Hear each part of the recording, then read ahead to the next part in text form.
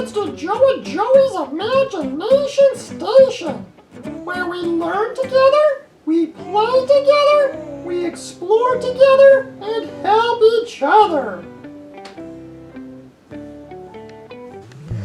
Welcome back to Joe and Joey's Imagination Station, kiddos! Today, we'll be teaching you kiddos something new. What is it, you ask? Well, it's the word of the week for you kids!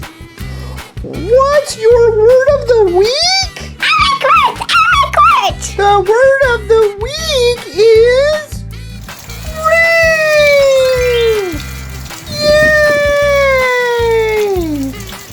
Rain is water that falls out of the clouds in the sky and hits the ground. Rain is very wet. You can also use rain in a sentence like this. Kids were playing in the park and the rain fell from the clouds, getting them all wet. All right, kiddos, tell your parents the word you just learned from Joe and Joey. Rain! If you liked our video, ask your parents to give us a like and consider subscribing. Thanks for watching, kiddos!